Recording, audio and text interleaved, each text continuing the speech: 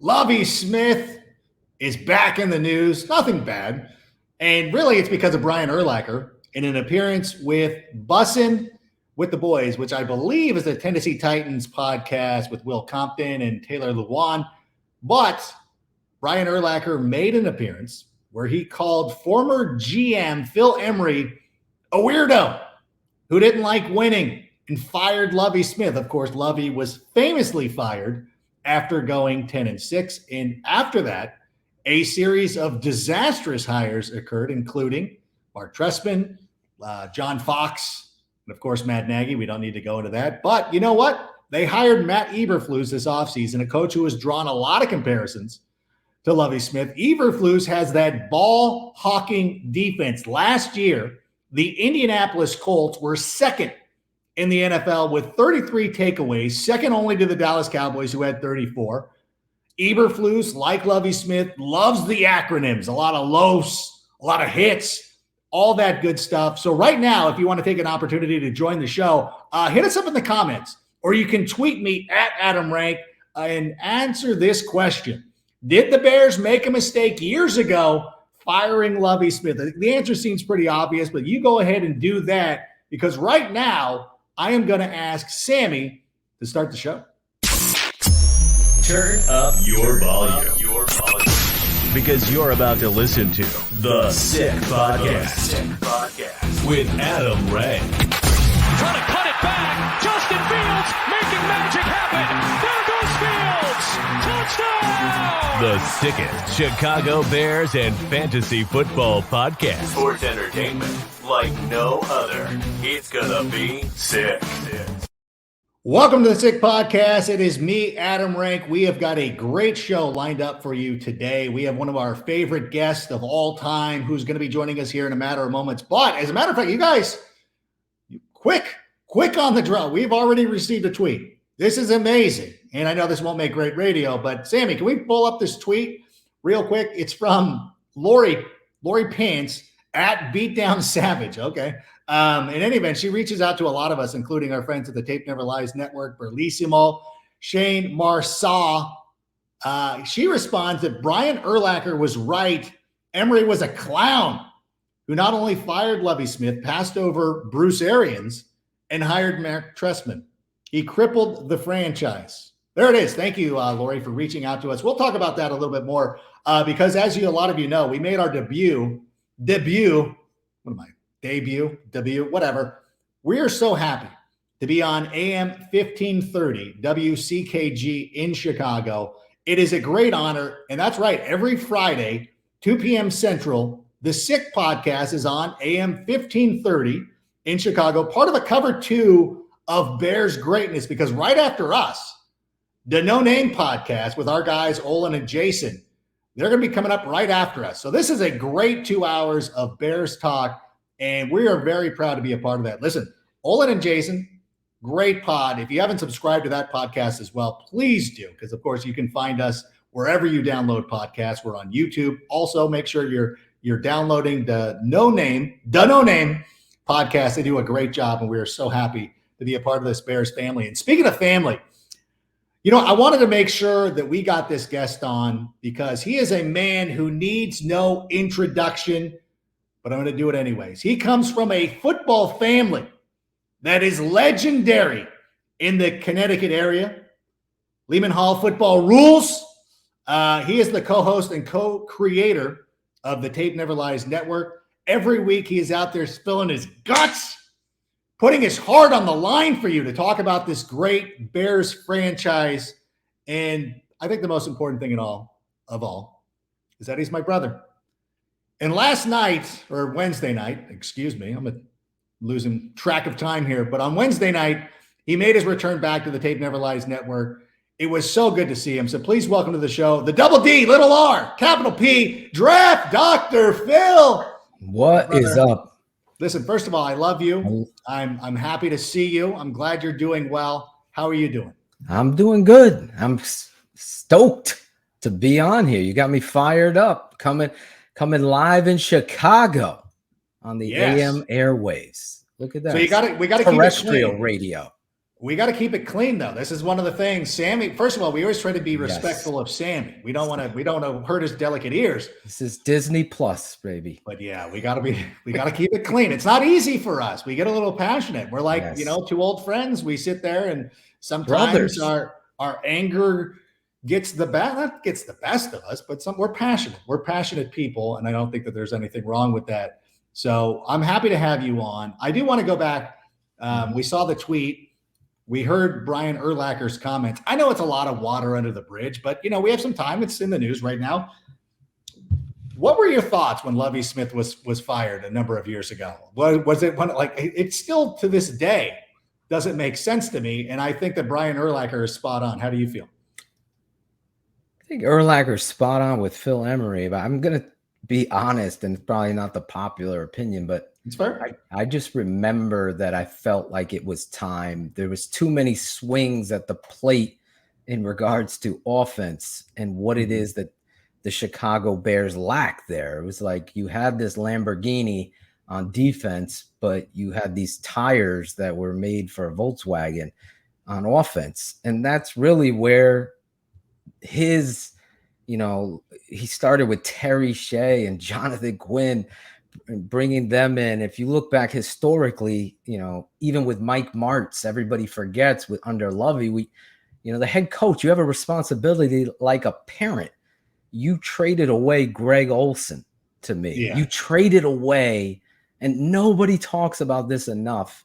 And I think this is the downfall. You can't get off the bus running and then turn around and trade Thomas Jones out of town and try to, put the politics over Cedric Benson at the time. Now, we've had Olin Kreutz and a lot of his, and Jason McKee, who their show's coming up next. I love those guys. We've had them both on our show. They both defended Cedric, but when you look in the mirror, Thomas Jones was something special. And I think he was the heart and soul of what it is that the Chicago Bears needed at that time. And in those areas, I felt like Lovie his time was up. Now, Emery, Brian Urlacher's 100% right.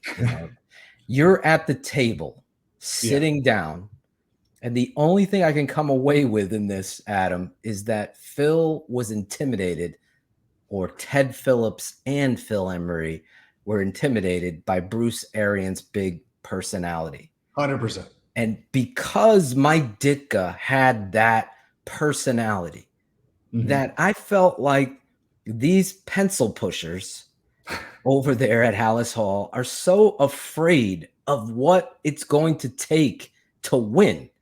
Now, Brian's saying it. You're afraid to win. Well, Bruce Arians obviously was going to be that guy that didn't mince words and that got it right. And Mark Trestman might have wrote a book on leadership, but on the sideline, he lacked it. And my uncle, I won't throw him under the bus, Mark Trestman, that is, but my uncle told me, he coached with Mark. He knew Mark from Cleveland. And he said, listen, oh, Jesus. Oh, no, he's calling right now. He's saying, don't share this story. But he said he wasn't a great leader of men. And that turned to be the truth. And it's not hindsight. It was just what we knew. So the long answer, there's truth in what Brian's saying about Phil Emery, but I'm going to be on the unpopular side, I think. It's almost like when someone passes on, they might have been a jerk, but somehow everybody turns the story a little bit. That everybody comes to their defense. Like, what a great guy he was. What a great guy that guy was. So I hate to put it in that term, but there is something to be said. They were kind of spinning their wheels a little bit. The Bears, even though the 10-6 record looked pretty good, it wasn't a dominant 10-6. They were not a threat to win the Super Bowl per se. I just always felt that because the defense was so good, who are you bringing in? I guess maybe that's the hindsight of going in and saying, well, if you're bringing him in to bring in Mark Trestman, then why didn't you just bring in Mark Trestman to be the offensive coordinator? Because if you ever spend time with Mark Trestman, he's actually a very nice person. Oh, and so I met him. Yeah, I hate trashing him, But I think that it's also fun. I always feel too, like, because a lot of the former players who I work with will ask me, like, how can you say this about so and so, or what do you like? Who are you, or whatever? I'm like, listen, like, I don't think that he's a terrible person. Like, I think he's a nice guy. I think Matt Nagy is probably a nice guy as well. You know, I know people who know Matt Nagy who are like, he's a great guy. I'm like, I would never say any, like, there was, like, I felt like there were a lot of instances where Matt Nagy did do like some good things and was very positive. I just don't think he was a head coach. Like, you can sit here, you could like me, and then be like, Adam, you should not be playing third base for the LA Angels. I can't take offense to that. I shouldn't be. Right. I'm good enough. I know that I probably shouldn't be. I think that I can hit the ball a little bit, but I wouldn't be able to field that position. I'm left-handed. It wouldn't make a lot of sense. But the thing, like, you can, you'd be like, you're not suited for this job. Like, I like not, you. I think you should be on Good Morning Football. Oh, stop. I'll be on July 11th. By the way, I will tell you right now that if you're one of those people who likes to tweet in and be like, I hate when Rank's on the network, you're going to hate July. You're going to hate July. I'm just going to tell you right now. You're going to hate July. I could probably hate July through February. And then who knows? They use me in the offseason as well. So you can't get rid of me. I compare you to, what was his name? The neighbor in Family Matters, Urkel. You know, Urkel was just a write-in, right? He was supposed to be just not. All of a sudden, Urkel became the show. That's Urkel where was the show. So you're the Urkel of Good Morning Football, and some people might think of that as a negative. I think that's a positive. That's a positive. You have to know what you're talking about and understand what side characters mean, and people who become bigger than they should. And then there's other people who go the other way. You think of like Jar Jar Binks. You know, George Lucas intended that character to be big. Like, he was going to be the merchandise grab, like everybody, he was going to be beloved. They write him out of the movies. He actually leads to the fall of the Republic. So, you know, I would rather be Urkel, who, and by the way, in the later seasons of Family Matters, Jameel White becomes like this cool, sophisticated guy. So I will take that. But, you know, they hired the Jar Jar Binks of the NFL. Delightful, Mark Trestman. But again, Bruce Arians was there for the taking. I know it is weird to be thinking about old stuff like this. But I guess when you have this, you know, we're at the time of the year where we can kind of reminisce, and Urlacher's bringing it up and people want to talk about it. And I don't know. And I guess too, the Mike Martz thing is always my, like, that guy, like, I love that you have this offense that worked once. Right. That you're like, we're going to try to replicate it everywhere. It's like, no, it doesn't. It's like when somebody finds a formula for a movie. I think Gary Marshall was although he's passed away. I know everybody talks about how great his movies were. But he found a formula of the rom-com and then tried to recreate it every time. You're like, nope, it was fine once. It's not working. It's a money grab. And so I think Mike Martz got so enamored with what he did one season. Right. And remember, Mike Martz somehow worked that into like getting Dick Vermeil retired. And then went out and he gets all these offensive coordinators. Finally, they stopped hiring him.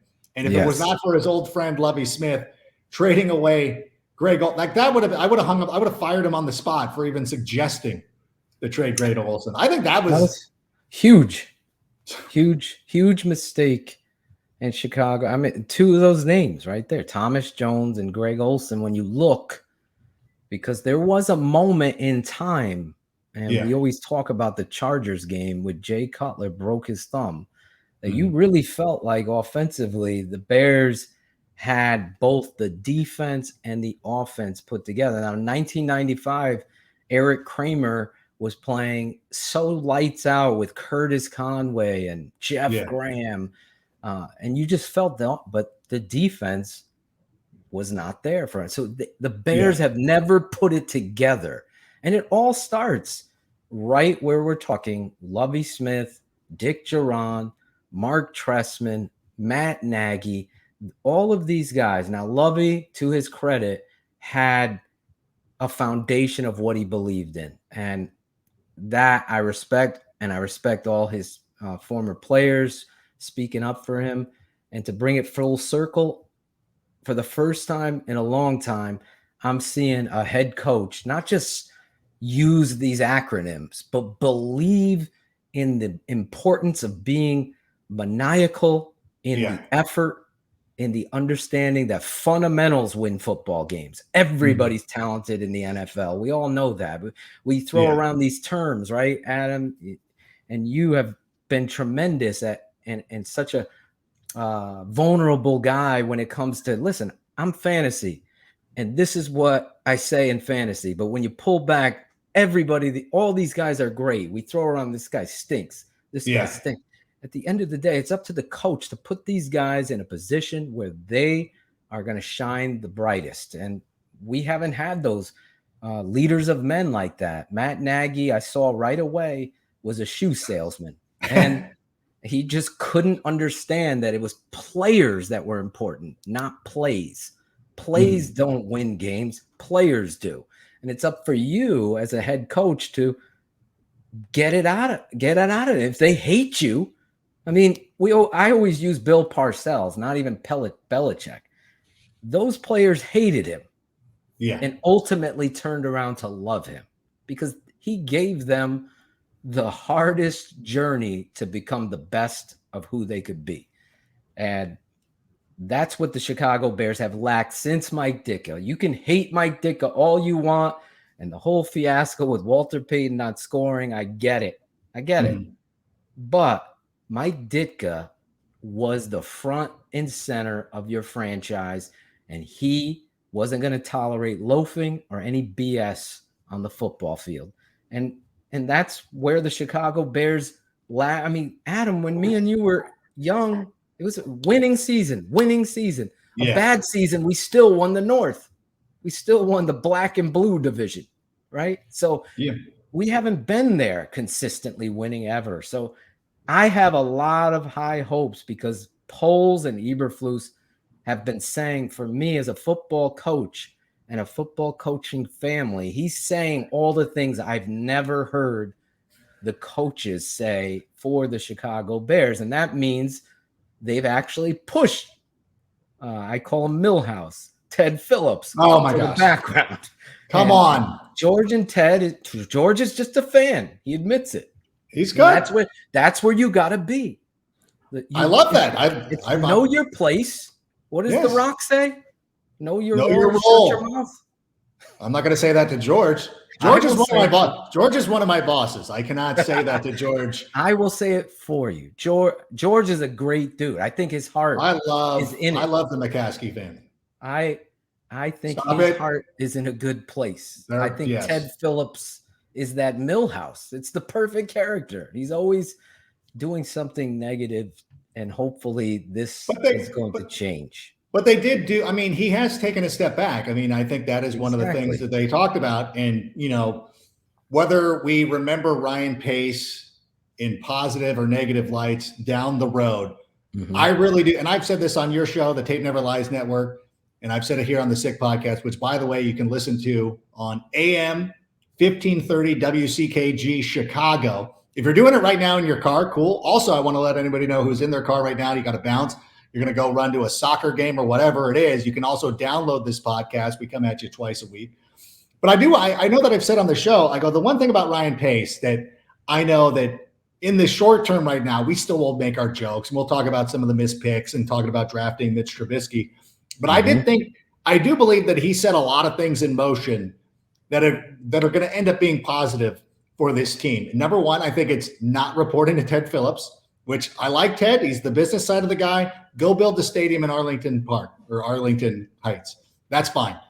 I think that answering directly, having Ryan Poles answering directly to the family is where you want to be at this point, where we should be.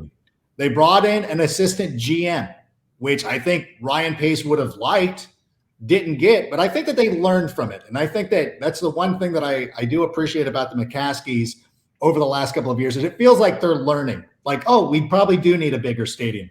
Oh, we probably do need a bigger infrastructure. We probably do need to put more emphasis on scouting and things like that, which is what Ryan Poles is going to do. So ultimately, I think we're in a lot better place. And we have a coach who, like you said, I want to say it's kind of like Eddie Kingston in AEW, a guy who lives the gimmick. Like Eberflus is not putting on a show. Exactly. Like there are times where you would look at Matt Nagy's, like the whole thing with his house, with the Oh my the God. plays The on play the wall. sheets. Like that to me seems like an Instagram influencer trying to let everybody know, like, look at what a coach that I am. Like, Totally I'm a agree. coach.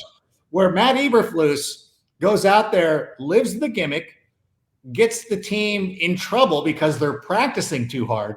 That is the kind of coach that we need in Chicago. Hey, listen, I always use the analogy, a head coach is like the plumbing of the house. Like, you can't just say, I'm worried about my room when you're the head of the household. You have to worry about the whole house. So Yeah. any leak is a problem. And that's where Matt was so stuck in his Greek diner menu play sheet that he didn't pay attention to the game. He didn't see that David Montgomery is the identity of what it is you wanted to do in order to transition for a young quarterback or any offense. Yeah. And it's unfortunate. I know every fan of me and the network, the Tape Never Lies network, knows where I stand with David Montgomery. And I think he is somebody that's so underappreciated because his coach was neglectful. You think it was neglect? I agree with you about Ryan Pace. There's certain things that he did that unfortunately later on in life, you're going to look back and say, wow, that was a good pick. That was a good decision. Yeah. Right. 100%. But that's par for the course with GMs. It's the coach.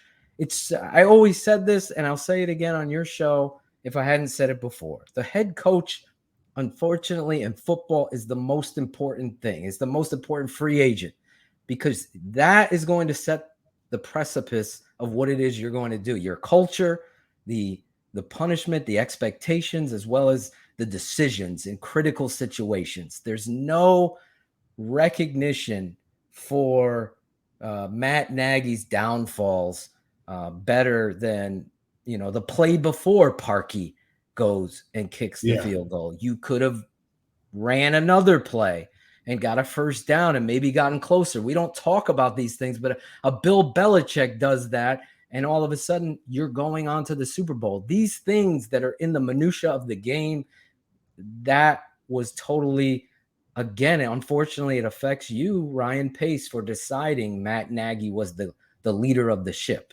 Now, David Montgomery, back to that, I just think he's going to have a huge year. And I believe that Eberflus understands the importance of running the football where past practices are. And I think this is starting from the top. I think Ted Phillips and the family wanted to see a modern day NFL. I want to throw the football. I want big play, right? Big plays are nice. You would hear that from Matt Nagy, but you don't get there unless you run the football. And unfortunately, or fortunately, there's been a recipe for success. It might not be, shiny and bright for the fantasy and the blogs, but it is going to help you win at the end of the day. And that's the most important. That's run the ball, find the best 5 offensive linemen. And all of a sudden, Justin Fields' growth is going to happen more quickly than you would probably expect, because the running game is going to then open up action and receivers are going to get open at them.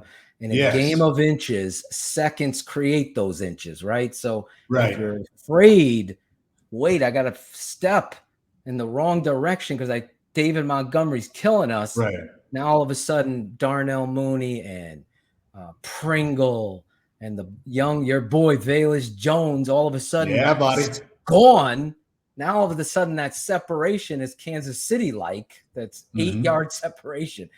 Any quarterback worth their grain of salt better hit that. And I think Justin Fields is going to shine it bright with this coach, with the hustle and the expectations alone from his team. So to me, we look back at these things and hopefully, I always tell my son, he's like, I'm sorry, Daddy, I made a mistake. I go, that's good. That's the number one way that we learn as human beings. We make mistakes. It's those that keep continuing, McCaskies, to make those same mistakes. They're not. It's the definition of insanity. Now they've done course it. Correcting. I think the course correct was putting Ted back. I'm dead honest. That's fine. and that's where it is. Again, Some Ted Phillips people he's good. Some people are good at paying bills and keeping the accounts right. Other people are good at football. That's fine. I don't think anybody disagrees with you there. I will say, though, as you're sitting here talking about David Montgomery, the player you're talking about is Khalil Herbert, right? Because, Sammy, do we have this tweet for FanFest? Jesus. So listen, my God. I don't think that you have I don't think you had a visceral reaction. I was worried about you because this came out the other day. The Bears are, and I'm sorry for anybody who's listening to us on AM 1530 WCKG in Chicago. You can't see this, but I know you saw the tweet from the Bears. The save the date. The Family Fest is set for August 9th. Get your tickets and come out and watch the Bears practice. And the promotional photo is, as you would figure, it is Justin Fields. It's Cole Kmet, and of course our top running back. Khalil Herbert. Okay, no cussing. We're on the radio. We're on the radio. You had a problem. What are the call letters again? WCKG. WCKG. Yes. AM 1530. AM 1530. No swears. If they can keep Olin and Jason clean, they got to keep us clean. I will keep you clean. I know Olin's probably with me on this. We don't agree on Mustafa, but we'll agree on this. I think the letdown is the media, public relations people, or social media. The social media. Them dropping the ball here is terrible. It's an embarrassment, honestly. It's nationally. Not an embarrassment. Yes, because there is a travesty that has taken place. Now, Mike, and before you develop, they got a new coach, they got a new GM. Well, Mike Ditka was hired in the 80s, right? Yes. Walter Payton was drafted in 1975. Walter Payton is going to grace the cover of any promotion of any Family Fest, any preseason game, whatever. And you could put Mike Singletary, you could put Dan, you could put whatever, but it's always going to be Peyton.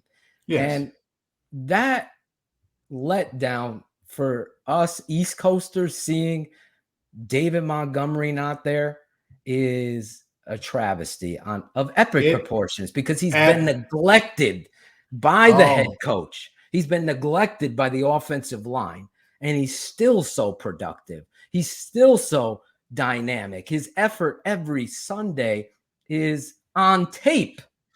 Yes. Amazing. It's not like I'm making this up. Player. I'm not going with Tom Jackson and Chris Berman. Back. Let's do a couple highlights. I'm looking at a play that's blocked wrong, inside zone, for example, blocked wrong. Right. A guy comes clean. He jukes that guy, stiff arms another guy, and is into the linebacker, driving two more guys for a gain of 4. That should have been a -6. Right. This is the kind of football player that gets overlooked. And I always say Chicago can't have nice things, because when they do have them, they trade Thomas Jones. They trade Greg Olsen. And I know you love Jay, and I defended Jay too, but they defend those guys, but they don't defend the guy that gives his heart and soul. Well, hold on. I'm the biggest proponent of saying that Greg Olsen trade was one of the worst. Okay, I know. Worst deals of all time.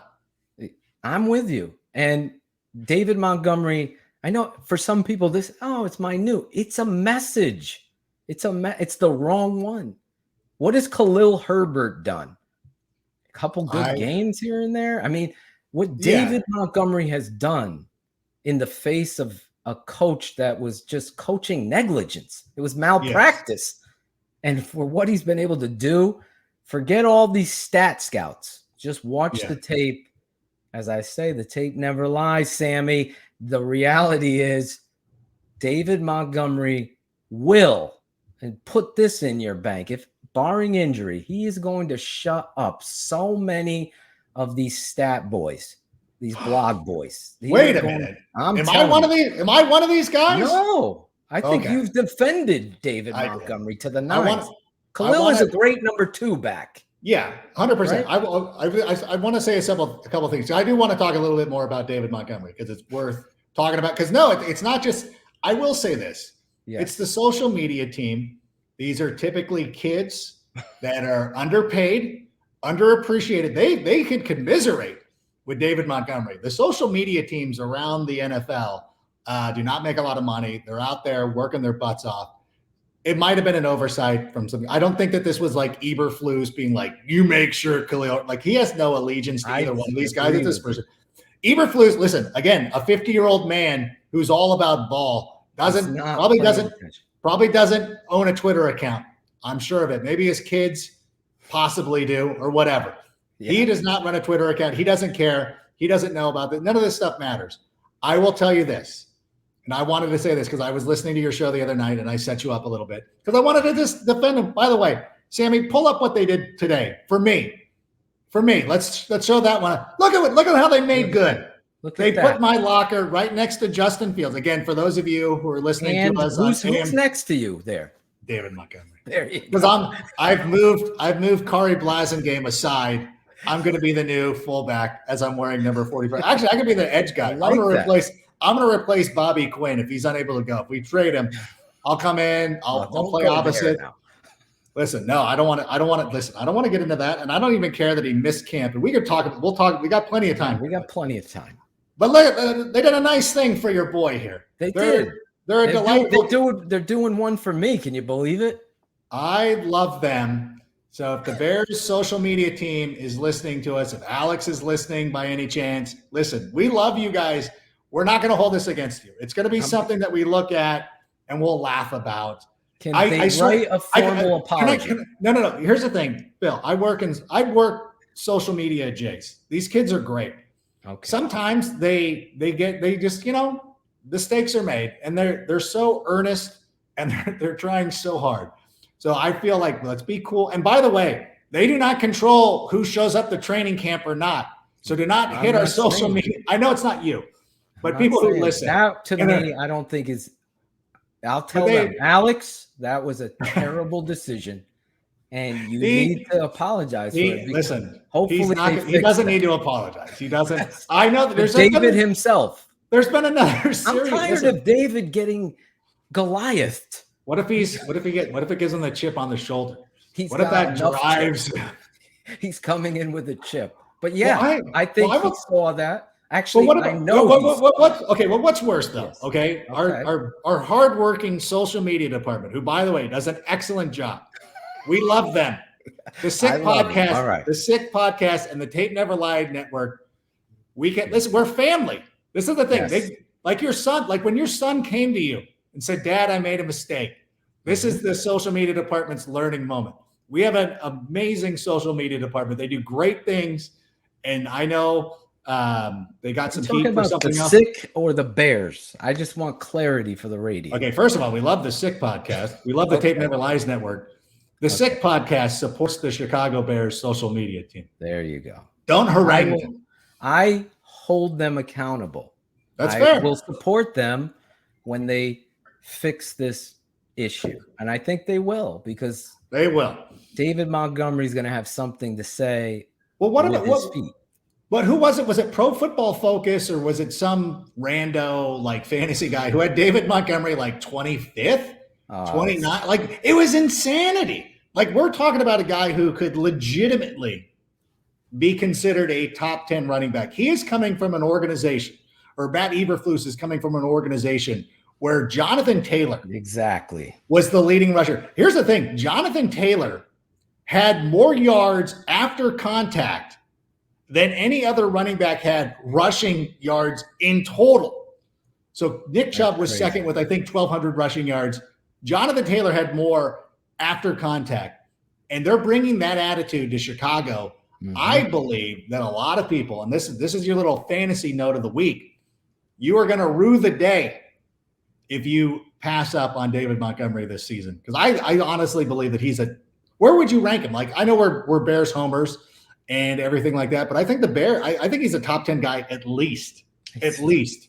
Definitely in the top 10. I mean, you have to look at it by the tape. That's the thing. Me and my father do a show on our patron side, X's with the O's. And my father, as you said, Hall of Fame head football coach here in Connecticut. and we popped in 4 David Montgomery games, just random cut-ups that we did. And to see my father's eyes light up, like, are you kidding me? Are you kidding? How is he doing this and he's not being recognized? It's because, and it's no offense to Adam, it's a fantasy football world. Oh, As it's offense to Shane say, says, like, it's a Madden. How fast is he on Madden? Oh, little kids say he stinks because he's at 84 speed or whatever it is. yeah. This doesn't correlate with the tape. So that's why I get so fired up in defense, because I'm looking at the tape, and I gave you almost like a little, like, what we call forward in regards to what he had to deal with on one play on an inside zone. This is constant. It was happening all the time his rookie year, and it happened the year before, after that, and then again this past year. So now, to my guy Adam Rank's point, my brother here, you get a guy that believes in rhythm of a runner. For example, let me just stay here because I think it's important for the listener. Oh, he's average. Here's a guy that busts a run for 17 yards, and he's immediately taken out of the game by Matt Nagy thereafter. That is negligence. And that is when you feed the animal. You give Walter Payton the ball again. Do you ever see Mike Ditka? You don't take Walter out. You don't take Thomas Jones out after 28-yard run, stiff arm, breaks out of it. He's fired up. He's not tired. He's a professional athlete. Yeah. He's got every ab muscle flexed coming out when he's coming back in, right? You keep feeding him, or action game off of it.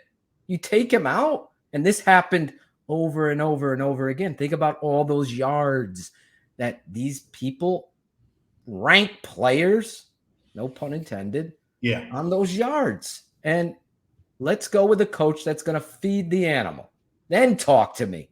And again, I'll preface this with, and this isn't a cop-out, barring injury, David Montgomery is going to lead and be in the top 3 in this league in rushing and receiving. Because let me tell you, coming out of Iowa State, that head coach at Iowa State, number one, is a tremendous head coach.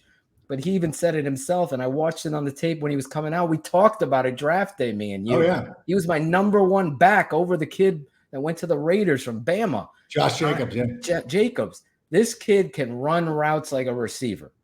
And some of the catches he makes are amazing. And I know I get labeled, I love David too much. No, the tape, as my wife said this morning, she's like, I saw you getting fired up.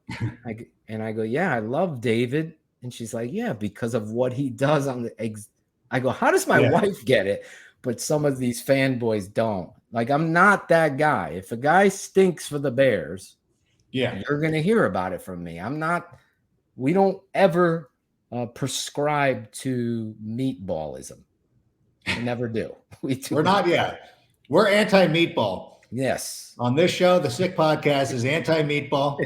Dave Never Lied Network is anti-meatball. Anti-meatball. We almost fired Bratcher last night for being I heard a little bit of that. My kids started pulling me away from the show. But again, like, the thing is, I really do believe that he's going to be given an ample opportunity. And I still believe that Khalil Herbert will have a role on this team. Last season, with Luke Getsy, was on that Green Bay Packers staff. Aaron Jones was amazing. Him and A.J. Dillon were, I believe, the only tandem in the NFL. I could be mistaken. If so, I apologize. But I believe that they're the only tandem in the NFL who topped 1,100 scrimmage yards, both of them combined. And again, when people go out there and they love to say, like, who are the Bears' weapons? Like, who are the Bears' weapons? Like, look at what the Packers did last year. And obviously the quarterback is excellent. But they had Devontae Adams, and the rest of the receivers are just mid-card guys. Like, honestly, like, they're not superstars. They had Bob Tunyon, whose best year was 2 years ago. They had a great running back tandem, and they made it work. And if that's what Luke Getsy is coming in to do, and you're coming in with a head coach who last year, he was on the defensive side of a team that had Jonathan Taylor, but still, he comes from that philosophy. And to me, when Ryan Poles started to put this team together, and we all had our ideas of what kind of coach should come in, and, I was particularly a big Daboll guy. But when I saw what Ryan Poles was trying to do and who he's bringing in and the identity, and you talk about this all the time, the Bears now, to me, have an identity. And I know a lot of these Connor Orrs, who's been on this show, and we love Connor. There's other people who come on and they want to act like this Bears team has no clue what they're doing. People are acting like they're not going to win games. People are acting like, listen, I'm just reporting this. I'm not telling you what to do with your money, but I'm just reporting this story. Is that, and this was out in the NFL. I hope that I don't get in trouble for saying this, but people, I guess in Vegas, you can bet on win totals. I don't know what this means. A lot of people, for whatever, I don't know how this works. A lot of people think the Bears are going to win less than 6 games, which to me is absolutely laughable. I cannot subscribe to that at all. If they won 8 games, 7 games with a shoe salesman coaching, I hate to repeat myself, but the most important position is the head coach in football. It is. Mm-hmm. It's so important, and it's not fantasy related. It's not anything. It's the foundation of what you talked about, the identity, the culture, the expectation. Right now, Connor Orr is going down a river without one because he doesn't understand the Chicago Bears have a lot of hidden talent that was neglected by the former head coach. And I think the Bears are 3 to 4 wins better just by removing Matt Nagy. That's a God's honest truth of watching the amount of tape that I've had to watch to study this football team. I will go into any arena with anybody about the Chicago Bears and come out victorious when it comes to understanding the personnel and the misuse of it. It was terrible. There was politics over the performance. There was players that should have been on the field that weren't on the field. And I use the example of David Montgomery. Just, you don't take that guy out till he taps his helmet that he needs a break. That's the kind of stuff. And you use Aaron Jones as a perfect example over in Green Bay. That guy understands what his place is, runs his butt off, and is able to get big yards, big plays, and help his quarterback down the football field thereafter, because the run is going to open up the pass. That is never going to change. It's never going to change, no matter. It's a passing league. You got to run the football. It's still going to be that way. And I think you're 100% right here. The smart money, I'll say it for Adam. You want to win some money? Put the over on the 6 games. No doubt in my mind.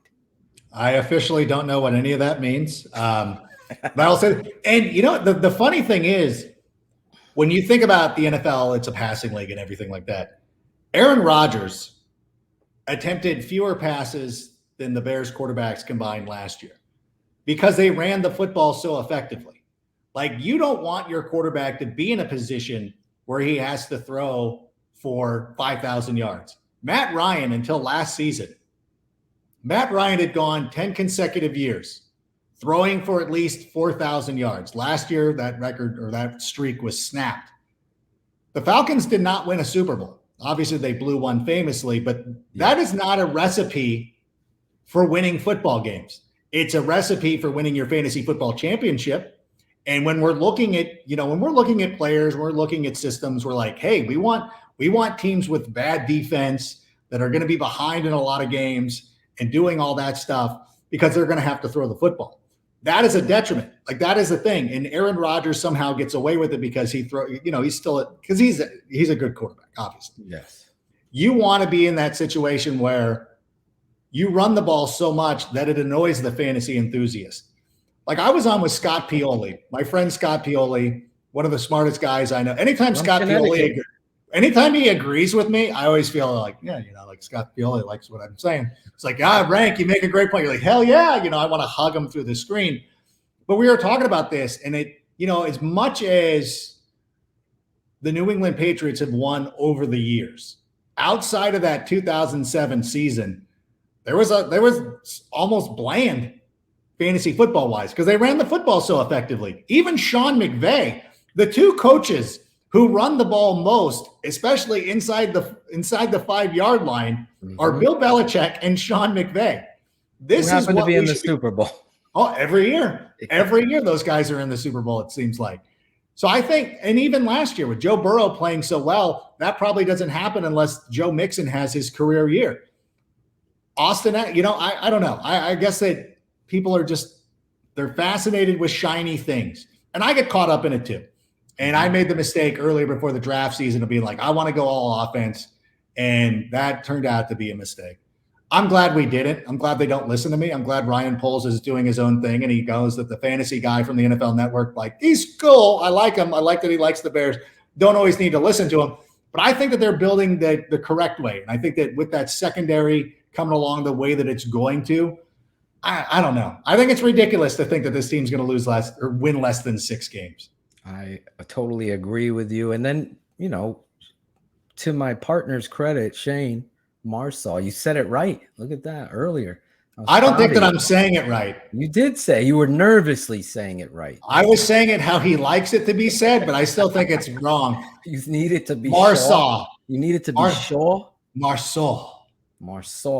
That would be Marshaw. from Montreal. They would say it. Exactly. Sammy is in my ear right now telling me that it's really Marshaw. I don't care what he says.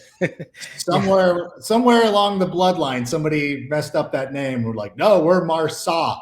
Yes. To his credit, you look at warning everybody, hey, don't be surprised. And we were saying this for months on our network that the Bears go defense.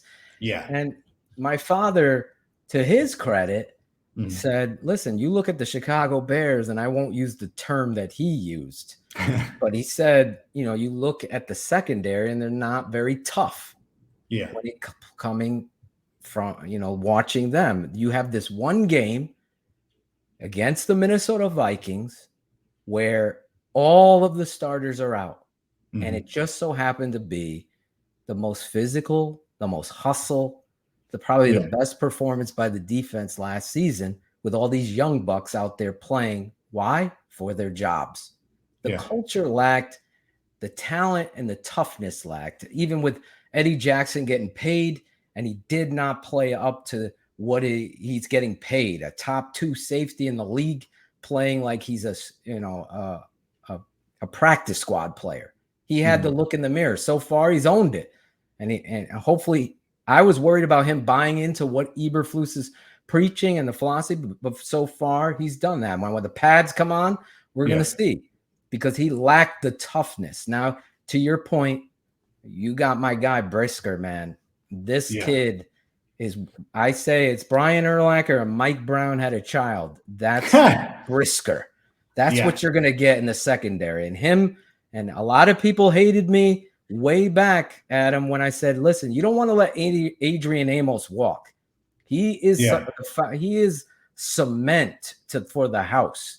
Yeah. He is the guy that fills the alley, communicates, understands the game, does the film study, and he was a big loss, more so than anybody thought.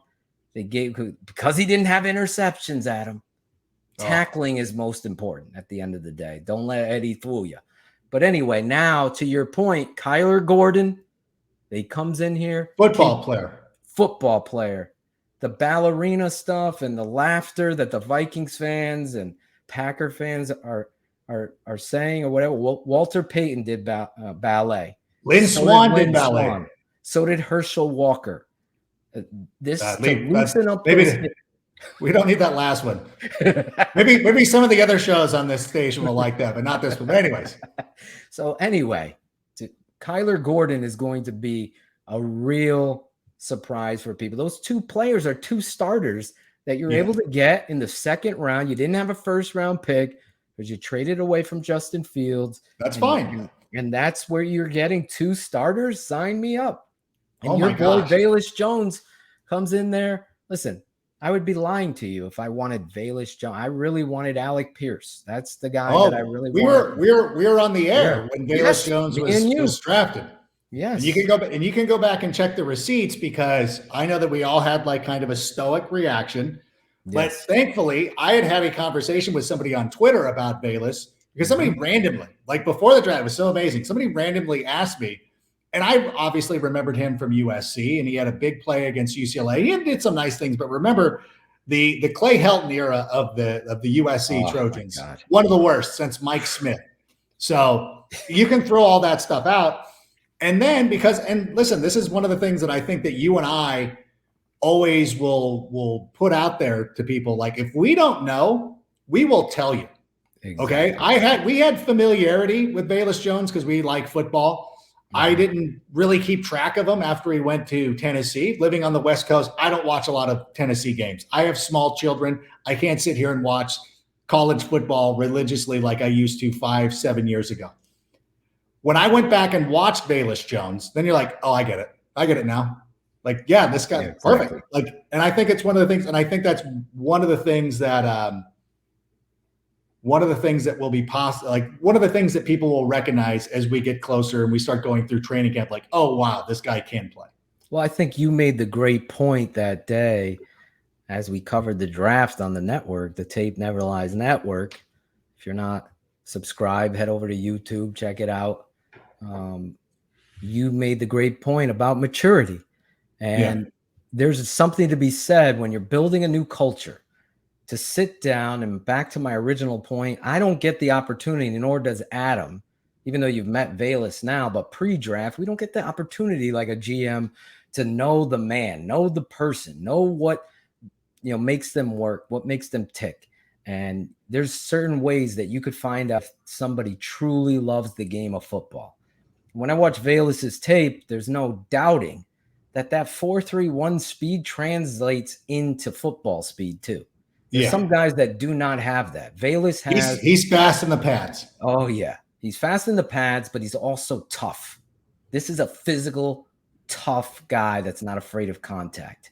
And to have that kind of speed and to have that kind of toughness and agility, this is something. And I'll say this: it was told to me by one of his now teammates that Justin Fields sat down with Ryan Poles and picked out 6 receivers that he wanted.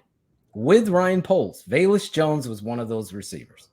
So to be included and to identify the person that you want to build your future with, I think that needs to be recognized a little bit, that the young quarterback identified this kid as somebody he wants to have a part of his growth in Chicago.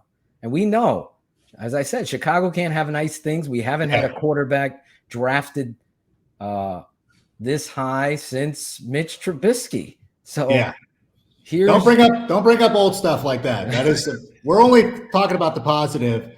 And I know we're coming close to the end of the show here, especially for those of us listening to us on AM 1530 WCKG in Chicago. This is every Friday. We're expected to have Velus Jones next week joining us. Wow. They're on vacation, so we're hopeful. Velus has been very cool with us, so we appreciate him agreeing to be, part of the show. So we look forward to doing it. Phil, thank you so much for being here.